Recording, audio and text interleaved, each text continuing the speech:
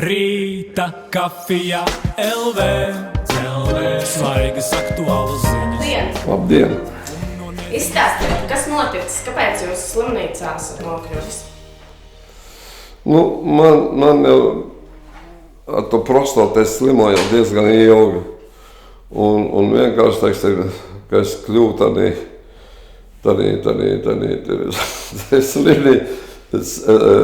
slimnīcā, bet cietumā, kur man iegrūda iekšā tas knaps. Es laikam tā augstāk rīdu vai kas, laikam viņš dabūja kaut kādu strutojumu klāt, vai ne, un tie urologi pateica, ka man ir pārgājis viņš uz nierēm, un kad, ja gadienā tas nieres tur kaut kas būs, ka tur būtu letāls iznākums, kad ir obligāti ir jābūt, jo man te pēc citu, jo man izlaid ārā trešdiena vai ceturtdiena, man bija temperatūra 39 un 9. Un tur izsauc divas ārstās palīdzības, kāpēc man tur atpumpēja, kāpēc tur man es nebiju spējīgs hospitalizēt, man nevarēja slimnīca. Un tā man tikai vakar man hospitalizēja uz Gaļazeriem. Tur man izgāja viss pārbaudas un viss. Un gribēja ievākt slimnīcā, bet tur nebija neviena brīva istam, teiksim, kur es gribētu būt viens. Jo es naktī atvainojos krāsu, un es negribu kādam traucēt gulēt, un bija brīvs, tad es dabūju iedot parakstu, ka es mieru pārvākties kāds līdzstribnīca, un tad sazvanījās, un šeit bija brīva, lūk, šitā istam, un tā man pārvēlka pa šeien, tā man 10 dienas tagad ir gultas režīms, un tagad mēģina ārstēt. Jelī, pastāstiet, kā notika aizturēšana, kā pret jums izturējās?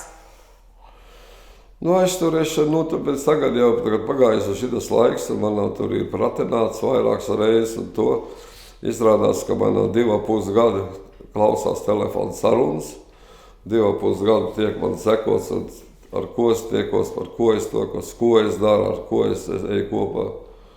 Un viss tās liecības, kas uz maniem ir šodien, ir tikai uz tādu aizdomu pamatu, telefona sarunu veidā. Jo, saprotiet, 26 gadu laikā, ko es strādāju Latvijas labā, es visā šajā laikā valstī nodokļos nomaksājis vairāk kā 100 miljonus eiro. Es vadīju Mantes, pie maniem strādāja 1400 cilvēku, un man peļņa bija no 14 līdz 16 miljoniem dolāru gadā.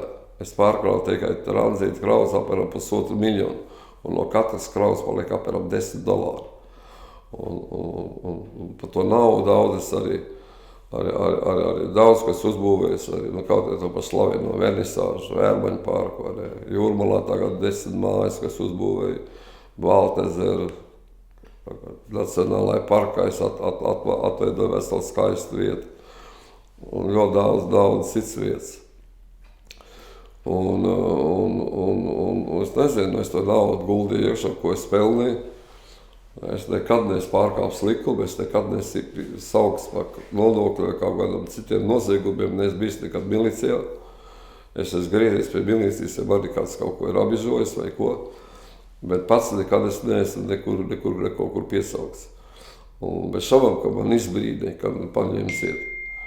Bet viss tas lielākais mans noziegums esot tāds, ka es esmu sponsorējis Ingūnas Sudrabas partiju. Pēc šaubām, es kā cilvēks, kā pats personīgs cilvēks, es skaitu, ka es varu sponsorēt un dot naudu cilvēku tam, ja man viņi ir, kam es gribu. Ja? Bet likums tomēr ir savādāks. Likums tomēr paredz, ka ir summas, cik var sponsorēt un kā. Ja? Es savu Ingūnas Sudrabas nesponsorēju tāpēc, ka viņi man mīļākā ir, vai viņi man kaut kādu mīļu radinieci. Vienkārši viņi savā laikā, kad viņi beidz savu darbu, es viņus uzaicināju pie sevis darbā un piedāvāju viņam 5,5 eiro mēnesi, lai nāk strādāt tā mans veids, lai iet kompānijā manā iekšā. Bet viņa teica, ka viņa 8 gadus laikā, ko viņa strādājusi, ir strādājusi kā tautas kontrole. Viņa redzējusi, kā valstī izzog, neliederīgi izmanto miljardus eiro. Viņi man nosauc konkrētas lietas. Dienvidu tiltā 200 miljonu nozagt. 60 miljonu uzvārdu, firmas, viss, kas ir. Viņi iesniedz prokuratūrā. Prokuratūra nereaģē. Viņa tālāk nav tiesības neko darīt. Paraksta miljardu, kur visā ar šitās tajās šķēles, palīdzībās šķēles cilvēks bija finanses ministrs, kas pa latu nopirka, kur valsts atkal iegulda miljardus un pazaudē naudu. Tā jau visi mūsu kopējā nauda, mūsu sabiedrības nauda. Viņi saka, es redzēju, kas tur notiek. Viņi saka, es zinu, ko vajag darīt. Un es viņa teicu, un ja tu ies partijā un ies taisīs kaut ko, es tev palīdzēšu. Un bez šaubām, ka es mēģināju viņai palīdzēt. Es mēģināju zvanīt cilvēkiem, kas lai viņai palīdz, jo viņi iedomājās tā, ka uztaisīt partiju var tikai tā, ka gribu, un viņai toreiz to bija tikpat tāds pats reitīgs kā Vairai Vīķei, Freibergai, kā Lembergam bija. Viņai bija 80% reitīgs, un es patiešām domāju, ka viņa nāks ar savu komandu kaut ko izdarīs.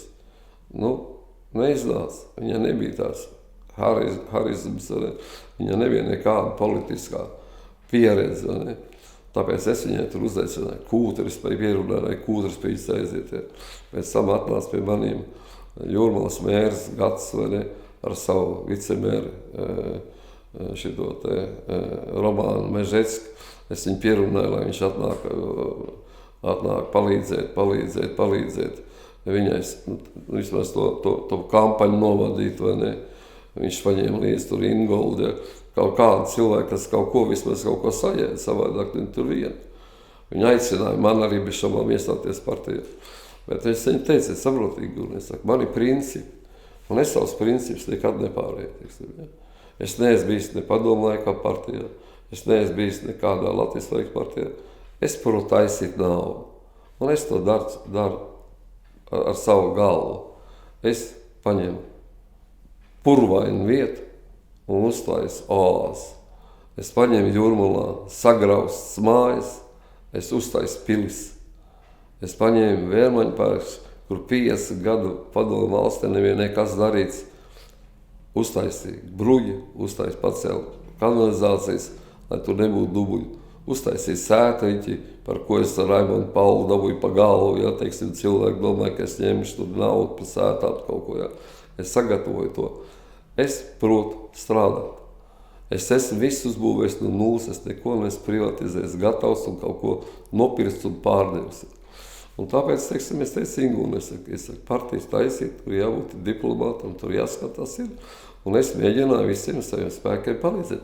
Es nedomāju, ka es esmu darījis kaut ko sliktu, kaut ko darījis, par ko man šodien apsūdz. Man apsūdz par to, ko es gribēju darīt kaut ko labu.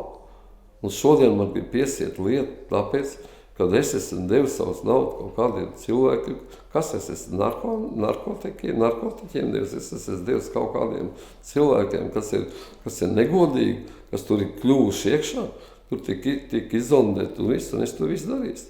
Bet tagad meklē un ziedo un meklē kaut ko cilvēku. Otra lieta, ko es domāju, kas varētu būt pret maniem vērsts, tas ir, teiksim, varbūt tas to, ka es pēc laiku uzrakstīju grāmatu. Te ir grāmata apmēram uz kādām 300-400 lapām, kur es aprakstu visus tos. Šī grāmata ir pa man dzīvi. Es zinu, vācu laikā. Es augu Krievu skolā. Es stāvēju rindā pēc cukuru, pēc miltiem. Daudz, ko tad te bija, nabadzīgi laiki. Bet arī pašā laikā te bija mans ļoti skaists laika. Es augu kopā un gājām vienā skolā ar Jursavīts, ar Jāni Jurkānu, ar Raimondu Paulu, ar vēl daudziem pazīstamiem cilvēkiem, ar Tālu Mirgēviču, kas uzrakstīja to zēns,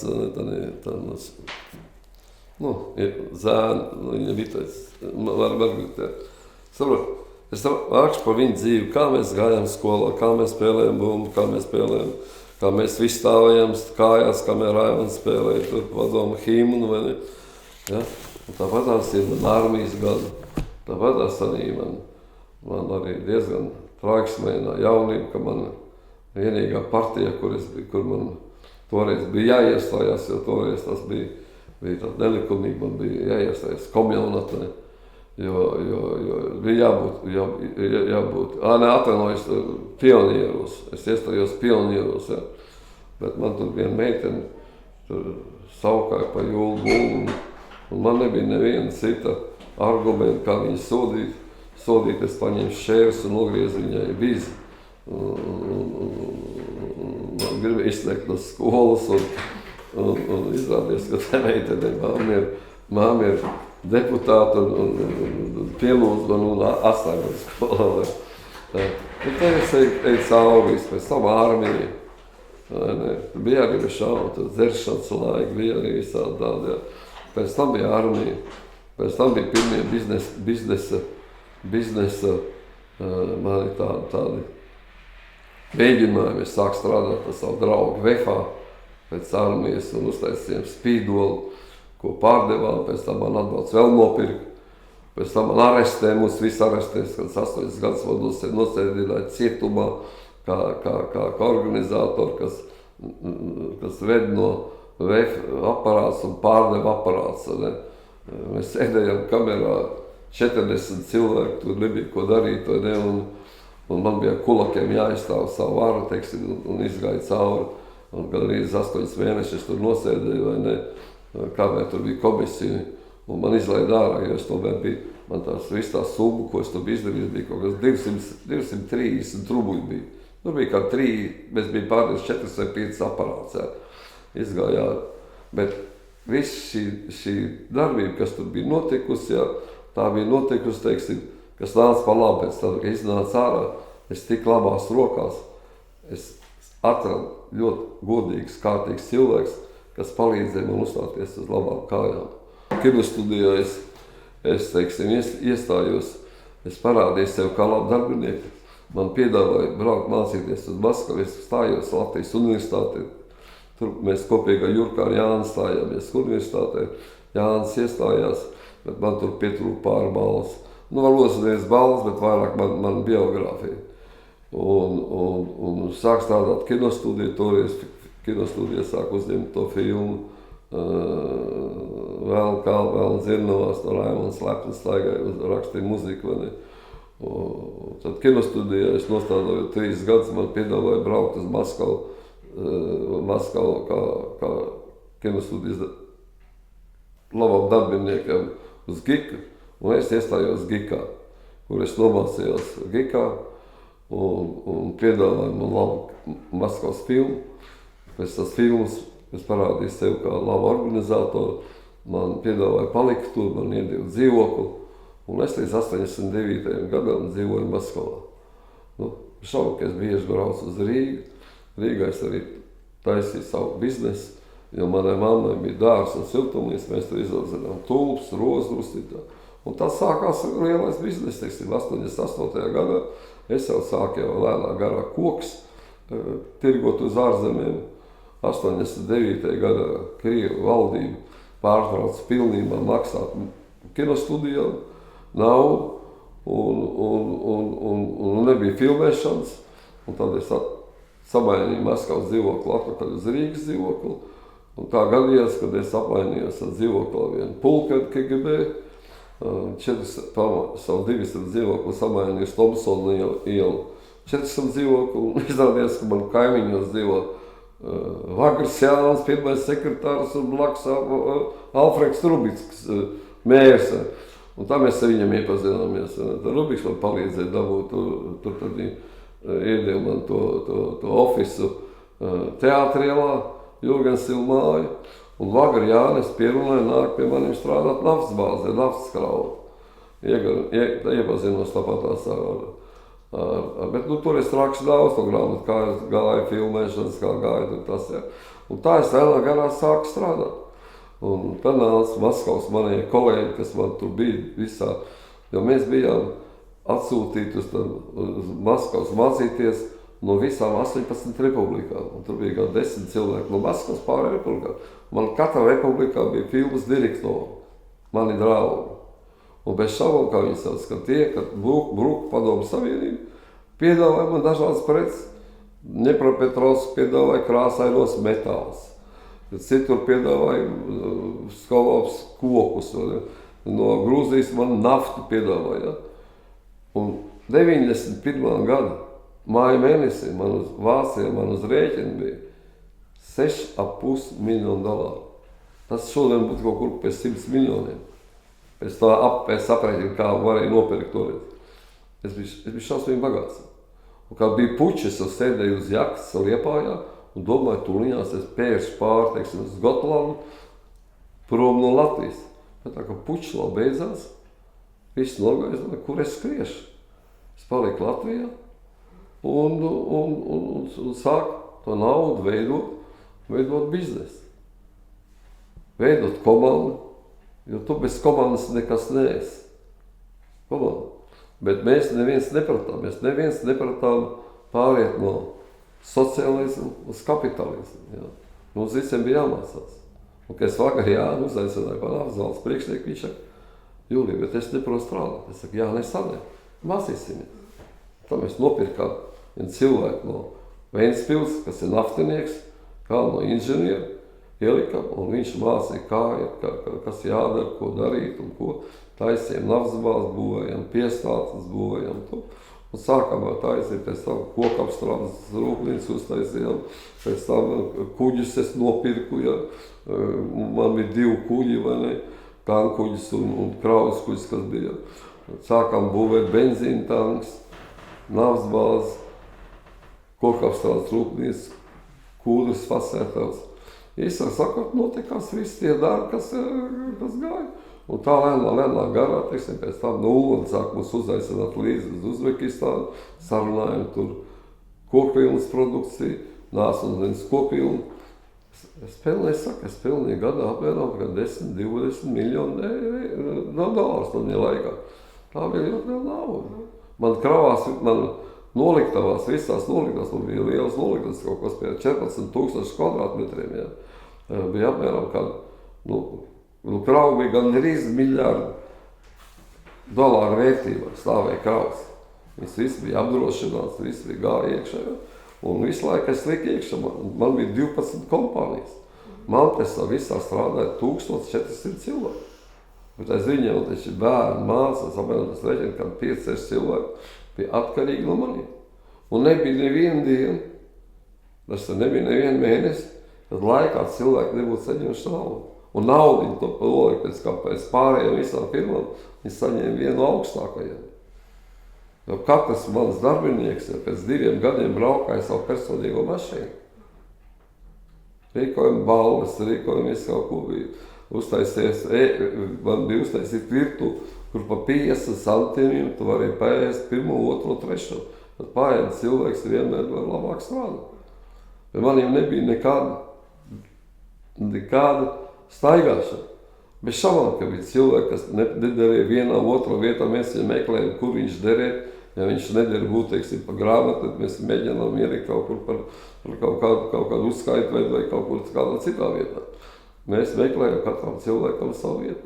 Un bez šaubām man ļoti daudz cilvēku studēja mācīties. Un kad jau paaug jaunatni, kad jau nāk tos, es uztaisīju hokeja komandu. Mums bija Maltēs ar savu hokeja komandu, kas darbojas kā 12 gadu.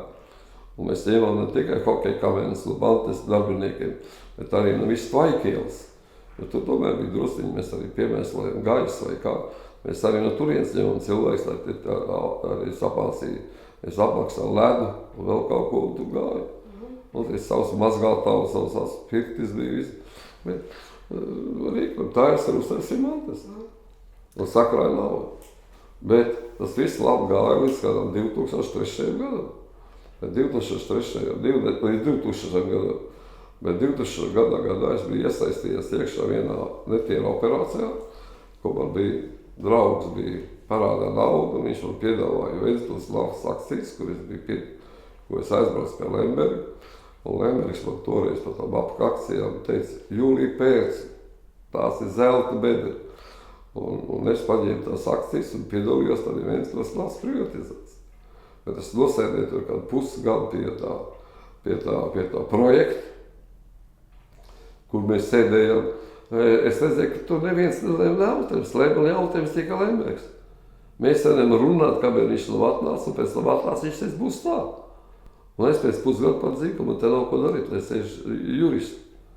Bet 90. gadu beigās es jau biju iemaksājis 5 miljonus. Un tad, kad es gribēju attīstīt savu biznesu Kuldzītes salā, es Lembergu satikos, es teicu, Aivar, tu jau esi galvenais, tu jau esi jau privatizējis. Tev ir kontrola pakete, es saku, atdod mans 5 miljonus, es strādāšu Rīgā atsevišķi. Man nevajag tos procentus, tu man neko neesi maksājis procentus. Skaidri, ka es esmu nosponsorējis. Tu esi kuģniecību nopircis, tu esi presinam nopircis, tu esi vēl kaut ko. Skaidri, ka es esmu tev sponsorējis. Nu, tagad ne, es tev piezvanīšu. Pagāja mēnesis, viņš man nepiezvanīja. Es gribēju jums pajautāt par šiem pēdējiem notikumiem. Kāpēc ir tā, ka jūs tieši tagad izlēmāt runāt? Es to runāju visu laiku, es visu laiku to esmu stāstījis. Un to es nolēmu runāt šai grāmatā. Kad būs gatava grāmata, kad varēs izlasīt viņu? Tā grāmata jau ir gatava, visu šogad es viņu ļoti gribētu izlaist ārā uz savu dzimšanas dienu, uz 12. decembru. Izlaist ārā. Un rakstās viņu apmēram gadu. Es jau teicu, ka man būtu vieglāk, laikam, izlādēt 3 vagonu cementu, nekā šito grāmatu uzrakstīt, jo viņi rakstās ļoti grūti. Es visu laiku pārtaisa, jo man nepatīk daudz frāzi, man patīkās pilnētāji, viņi būtu drusku interesanti, varbūt drusku humoru iekšā, lai iziet savu, tā grāmatas atgādina, tā nav ne pa Lembergu, ne par šeit, ne par ko tā grāmata par maniem, bet es nevaru nepieminēt cilvēks, dēļ ko es biju spiests pārdot savu bērnu, jo es pārdevu mantas, un mantas es pārdevu tikai dēļ šitiem 2 cilvēkiem.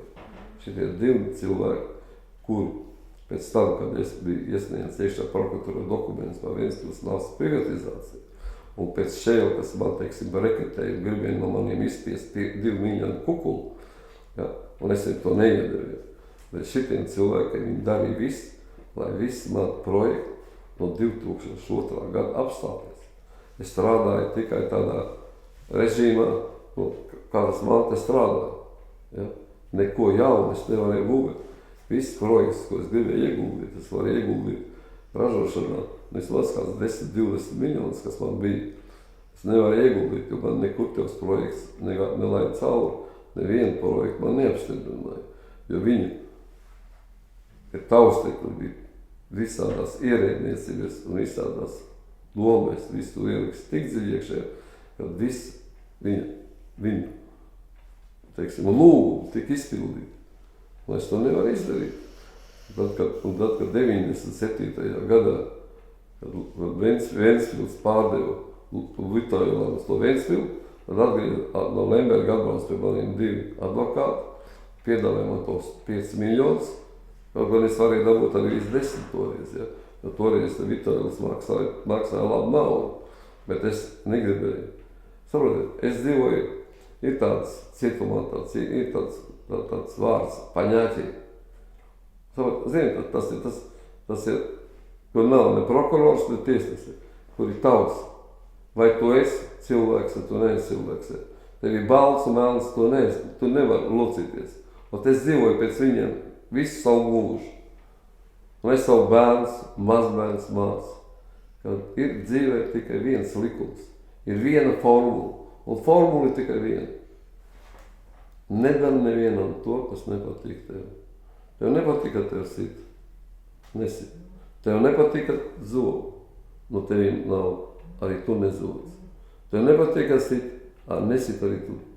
Tā ir vienkāršā formula, pēc ko es dzīvoju.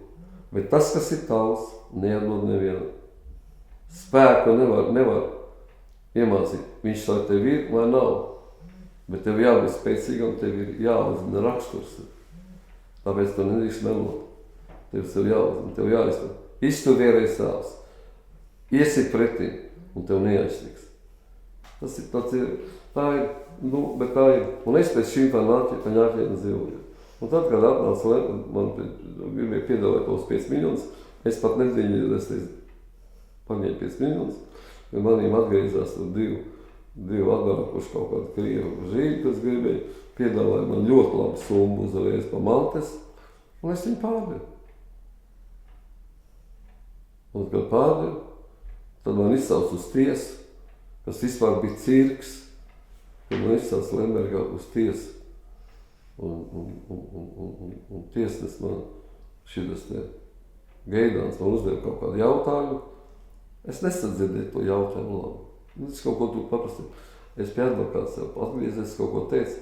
No Lemberga puses viens advokāts es viesīts klasisks, kas tur ir celi, lecās augšot. Hrumiņ, kungs! Kā jūs kaut kāds? Ko jūs darīt? Tiesa! Jums jābūt tiesnesim! Jūs nedrīkstat nevienu runāt!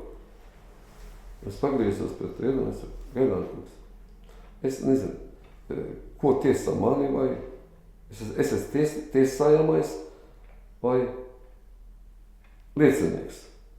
Ja es esmu tiesājamais, tā kā viņš tagad uz manī bļāja kaut ko saka, tad man jāsagatavojas. Es atbraucu šeit pateikt tikai vienu. Man pret Lembergu nav nekādas pretenzijas. Viņš man bija parādā 5 miljoni. 5 miljoni viņš man nedēļu mēnesi atpakaļ atdeva. Man pretī nekas nav. Katrs dzīvo savu dzīvi. Ja jūs gribiet man tiesāt un gribiet uzdot man jautājumus, par ko ir, es prokuratūrā savā laikā visi savus jautājumus esmu izstāstījis. Es neko neņemu nost, es neko neņemu lietu. Pagājuši tagad 12 gadu, es daudz ko neatceros. Bet ja jūs gribiet no maniem liecības kaut kāds, lai es tagad tā kaut ko atbildu, man vajag apmēram nedēļu, 2 sagatavoties, un tad izsauciet mani, un es jums sniegšu kaut kādas liecības. Viņi kaut ko pačukstējās, atlikt tiesu uz mēnesi, es atbraucu uz mājām, pateicu sievai, pateicu bērniem, pateicu mazbērniem, vāciet mans, un braucām uz Austrāliju. Es pasūtīju Austrālijā māju, un es uz 2,5 gadiem aizbraucu uz Austrāliju. Ja man tā Latvijā nebija ko darīt. Man nedēļ neviens strādāt, man nedēļ neko darīt, man neko nevajadzēja naudu. Es aizsūtīju visu naudu uz Austrāliju, salieku augstākos papīros. Es Austrālijā pat nodzīvoju kaut kāds 2,5 gadu, es nopildīju kaut 3,5 miljonu. Ar visiem tam naudas pārmaiņiem, man tur tiesa tā labi gadījās.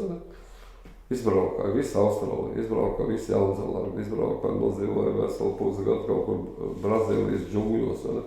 Es sapūtos, izbraukāju apkārt pasaulē. Es atpūtos, bet man apnika. Es nevaru iedzīvoties. Es atgriežos Latvijā. Tālāk jau nav interesanti. Jelī, kā jūs vērtējat vispār tiesu sistēmu mūsu valstī? Kā cilvēks, kā uzņēmējs? Saprotiet, es negribu teikt, ka tiesu sistēma ir. Kā visās tiesu sistēmas laikam demokrātija. Saprotiet, es atceros tiesu sistēmu padomu laikā. Padomu laikā viss notiek partijas sistēmā. Piezvana partijas sekretārs iedodīja tiku gadu, tik tev jāiedod. Tur nevar nemaz advokāts tur lausties skurveni. Vai šaubām, kad ir godīgi tiesneši, ir negodīgi tiesneši, vai šaubām, kad iedomājoties pat, tad tiesnes pelna šodien 1,000 eiro mēnesī. Ja? Man labi draudzene ir tiesnes, viņa augstākās tiesas priekšsēdētāja. Viņa pelna 1000 eiro. Ja? Ja es nebūtu viņas draugs, un nebūtu tas, teiksim, kādreiz nevarētu viņai palīdzēt, tad es nezinu, kā viņi izdzīvot. Viņi nevarētu ja benzīnu samazināt, ne pat dzīvokli, nevar ko. Kas ir 1000 eiro tiesnesi? Kas tiesā miljārdu un kādā visas daudz miljonu lietas. Kā tas ir? Tas pilnīgi. advokāti visā paliek pilnīgi, jo tagad ir bez 200 eiro stundā viņš neviens nenāk, tas tev aizstāvēt. Es domāju, ka ir arī godīgi tiesneši. Es vispārējais nekad. Bet pati sistēma, kā darbojās, jūsuprāt, viss ir pareizi? Es iedomājos, man par šito jautājumu man nav komentāru par to. Es varu atbildēt par to, par ko es konkrēti zinu. Jā. Man ir grūti. Es zinu, piemēram, es zinu, ka kanām tas pilnīgs ir šizofrēniks kaut kāds struktūra, kas uztaisīja sevi pa teātri, ja, kur Straščonaks ir pilnīgs nulle, ja, kur tagad vajadzēja pilnīgi izdīt ārā, kurš pazaudējis tagad pat dokumentus, un viņš tur uztaisīs teātris ar strīķeri. Labākie darbinieki iet projām, ja. Pakļauti pilnīgi, kas tas tāds ir ģenerāla prokurors Ēriks? Ko viņš var izdarīt? Viņš atkal grib būt pārvēlēts. Ja viņš grib būt pārvēlēt kas? Pārvēlē ar šitie visi idioti. Saimnes 100 idioti. Saprotiet, tur ir līdaka. Ja? Kas viņš ir? Viņš visu mūžu cirku vārds Zilonim sūdzes. Viņš tagad ir finanses policijas šefs. Leškāns, kāls, visu mūsu dzīvos bārmans. Runā viņš lūk un ko, bet viņš neko nepasaka. Nav, saprot, jābūt ir, saimā jābūt ir, vismaz 80% finansistiem, juristiem, ekonomistiem. Vai tā mums valsti ekonomikas ministrs ir galvenais? To, kā tāda agrāk kāda zina, kad pēc kaut kāda luks predstavi, iemet līdz tādi, beigās ekonomikas ministrs ir pats galvenais ministrs valstī. Ne premjers, ne finanses ministrs, ekonomikas ministrs. Ekonomikas ministrs ir tas, kas attīst un taisa ražošanas vietas, kur kaut ko ražo, kur nāk nauda. Un kad nāk nauda, tad tā nauda iet uz finanses ministru, kas domā, kur to naudu tālāk likt iekšā. Bet ekonomikas ministri ir pat galvenā ministrija. Mums nav neviens ekonomikas ministrs bijis visus šos 26 gadus laiks. Ja jūs esiet palasījuši vēsturi grāmatas, ka nāca Stalīpins, kad toreiz bija 90. gadu sākuma, Stalīpins nāca pie varas, ja. Viņš attīstīja dzelzceļus uz Sibīriju, ja. Sāka naftas ieradnes, ja. Ka Krievija sāka celties, ja. Un Eiropa nobījās, ka Krievija paliek bagāta. Ekonomikas ministrs viens no labākām. Mums Latvijā mēs esam kolosālākā, mēs esam 3x labākā ģeogrāfiskā stāvoklī. Tik lielā ostā mums ir 10x lielāks okas kā Igauniem, Leišiem. Mums ir labāks stāvoklis nekā Somiem, kur saisās un kur prom, ja, kur krauji tagad vairās no Krievijas. Ko mēs neizmantojam. Ko Ventspilī, kur bija nafta, kur vajadzēja uztaisīt vēl 2 trubas, kur vajadzēja tagad iet Nord Stream straumē, kur vajadzēja iet uz tiem Ventspilī naftas termināls ir 100 miljonus tonnas, kur vajadzēja pārkraut 100 miljonus tonnas gadā, ja, kur vajadzēja tās trubas iet, ja, ko Lembergs ir ar savu mazā augumu, mazā prāta spējām, ir paspējis pazaudēt naftu, pazaudēt kāliju parku, ja. Tuliņās Krievija pieņems, kad noņems to 9 miljonu, ka viņam viss tā Ventspils nafs paliksies metā lūžiņa kalns. Saprotat, mazs cilvēks, man patīk tas teiciens, cilvēks, kas piedzīmes rāpot, viņš nekad nelidos. Tas ir Lembergs, ja. Ja? Viņš ir bagātākais cilvēks Latvijā. Viņš ir bagātāks par Filu, par visiem pārējiem, ja. Ja? Bet ko viņš ir radījis? Visa tā bagātība, tāpēc, ka viņš bija vienā lietā, vienā laikā, vienā vietā. Viņš bija tur. Bet man vislielākās sāpes ir tās, ka mūsu nabaga latviešu tautiņā viņi ir tik neizglītot, ja, ka viņi tur šodien visi kā viens, ka viņš ir 90% augstākais, visgudrākais cilvēks visā Latvijā. Bet to es nesaprotu. Šī saprašana man neiet. Kā var kaut kāds sūdu, mēriņš, cik mums ir pašvaldības 300? Cik? Ja? Viņš kaut kāds mazs mērķis, viņš ir augstākais. Viņš izdomāja savu vēntu, kaut kādu naudu savu, ja. Ja viņš būtu patiešām gigants, ja viņš patiešām būtu ielaidis tas trubus uz tā Latvijas strānas, ja viņš būtu uzbūvējis tur, kad varēja būvēt, ja. Tad tā vēnta man būtu citu vērtību. Es ar to rakstu izteikšu, ja, grāmatā, ja. Šēl beidz lauksaimniecības akadēmiju. Bijis lauksaimniecības viens no ministriem, ja, ka vajadzēja saglabāt Latvijas, teiksim, visu no lauksaimniecību. Jo latvieši jau lauksaimniecība zemi. Mums vajag attīstīt to, mums vajadzēja atrast tirgu. Nu, kur tas tirgs ir? Nu, nav vajadzīgi mums savu produkciju kaut kur vest projām uz Dāniju. Tur viņi, ziniet, televīzijas laukuma nākā mašīna un gāžu plamāts ārā visā. Tirgs ir blakus kaimiņš tur. Nu, nevajag lamāties. Drusciņi paņemt no Somiju. Paņemt drusciņi no Somiju un skatieties, kā tur ir. Nu, neskriet vilcienu vēl priekš un nebļaut. Ja, Krievi iebruk Ķīnā, Ukrainā slikti. Mēs izsadzīstam. Viss, bet neskriet un to nerunāt, jo ar to neko nedabot, to tikai sabojot. Saprotat, tagad iet runa tagad pašlaik par to, ka tuliņās mēs saņemsim ķīniešu kraus. Nāks ķīniešu kraus, uzbeku kraus, Kirkijas kraus. Nu, kam liek tos melas asis, kam viņas liek? Avīzēs raksts ķīniešu tuliņās māca latviešu valodas. Kam to stāst? Nu, nevar nevienu Ķīnu skravu atvest uz šejienu lidmašīnu. Visā viņam jāiet cauri Krievijai. Nu, Krievija pacels $10-15 par cenu, un neviena skravu te nebūs izdevīgi vest. Nu, nebūs. No sākuma jāatrisina jautājumi ir ar Krieviju. Un tad risina jautājums jau tālāk ar Ķīnu, ar Uzbekietiem, jo lai no šejienes sasnest, nu, turienes, ir jāiet, ceļš nav, cita ceļa nav. Vienīgais ceļš ar lidmašīnu, bet ar lidmašīnu tu nevar kokvilnu atvest. Tā degviela vienlāksāk dārga. Mānu, lai tikai mēs zināt, ka valsts strādā, valsts kaut ko dara. Muļķības viss.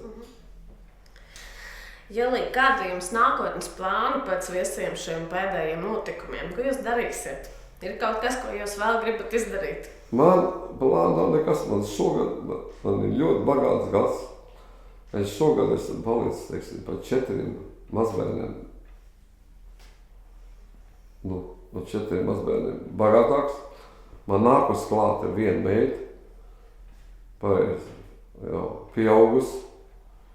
Un paldies viņas tēvam un mātei, ka viņi ļoti gudri un smuki. Un es ceru uz viņas, ka man viņai arī jāmeklē būs kaut kāds bizness vai ne. Tā kā man šogad ir ļoti ražēts gads. Un man laikam būs jāraksta lūgums valdībai, lai man atkal atceļ pensiju, kad es varu atkal strādāt. Jāmeklē būs kaut kāds bizness un kaut kur jāiet iekšā, jo ģimene pieaugusi ir un atkal jāpelna naudu. Nevajag, kur ir ģimene nāk, ir jāpalīdz viņam tikt pie darba. Kā jūs, prāt, attīstīsies tālāk šie notikumi ar knabu un visu pārējo? Viņi tā kā... Es viņai visiem diršu virsu, pilnībā. Es jau netisu nevienā viņa vārdā. Viņi visi, kas ir viņa, tas viss ir viņam tas pilnīgs pupels, tas viņa sajūgs paši. Viņi jau tagad jau nezinu, kur tālāk iet, viņi jau nezinu, viņi jau nav nekas. Es nezinu, kāpēc viņi man sasējuši ar trūksnes. Jā, man ar trūksni patiešām ir labas attiecības, bet mums ir attiecības tikai kā pret mēri un pret maniem. Jo man ir viņa godvārds, un ne tikai viņa, visa domas, jo tas sasgāja pie trūksni, mēs viņam atklāt pateicies. Trūksnītūks, es jums neticu, jo jūs nākiet un neiet. Es jums nāks tica mērs un pateiks, es neko nezinu, ko trūksnes teica, tāpēc es izstāstu visus deputātus un teicu, ka es gribu Jūrmalā ieguldīt 25 miljonus un gribu sakārtot šo vietu, kas ir Tuksnes. Un viņi visi kā viens pateica, ka būs zaļā gaisma un man netraucēs. Un paldies Dievam, ka netraucē. Ja. Mums ar trūksni nav nekāds, mēs tiekamies kādreiz kārtas pasaulē, mēs agrāk spēlējam bieži. Tad tagad no pagājušā gada oktobra mēs netiekamies vairāk. Mēs tur sazvanamies reizi, divreiz kaut ko mēnesi kādreiz. Viņa te bija jautājums, es palīdzēju, es viņu lūdzu, lai viņš man palīdz atbalstīt Laimu Vaiklu, man draudzeni, uz to festivālu. Es teicu, ka šogad mēs gribam 2 dienas, un nākošu gadu es gribu uztaisīt, lai Vaiklu uztaisīt koncertu uz 4 dienām, jā. Bet tur bija jāsavāc naudu, tāpēc es viņam lūdzu atļauju savākt uzņēmējus un palīdzēt arī viņa atbalstu, lai viņš arī palīdz piedalīties un pārliecināt uzņēmējus, ka Laima varētu, lai tādā jaunā viņa vietā Jūrmalā kaut kas notiek, lai būtu interesanti. Tik daudz mēs tikai sadarbojamies. Krūmiņkungs, pēc beigām es gribētu jums pajautāt, kāds jūsu komentārs, jūsu viedoklis par tiem knapi pazudušajiem dokumentiem, kuri it kā saturēja šos noslēpumus, un beigās viņi teica, ka tomēr tā nav, ka viņi neesot saturējuši slepenu informāciju. Saprotiet, knaps, viņš ir sev tā diskriminējis, ja? Ja ar to jūtu 2-3 gadu cīnās, ja? Ja viņi 2 tā nevar apsēdīt sarunāt, tas tik parāda ne tikai knaba vājību, tas parāda visu valsts vājību, ja? Jābūt spēcīgs premjers vai spēcīgs prezidents, ja? Viņš izsaukt ārā pateikt. 1 vai otrs ārā, vai ap 2, ja jūs nevēlaties, abi ārā. Jo tas cilvēki, kas skatās un vēro, ja? Tad viņi jau paši notiks. Es domāju, ka tur viss tā struktūra, viss mūsu valsts, viss mūsu paslāvēšana ir uz tādiem baltiem diegiem. Saprotiet,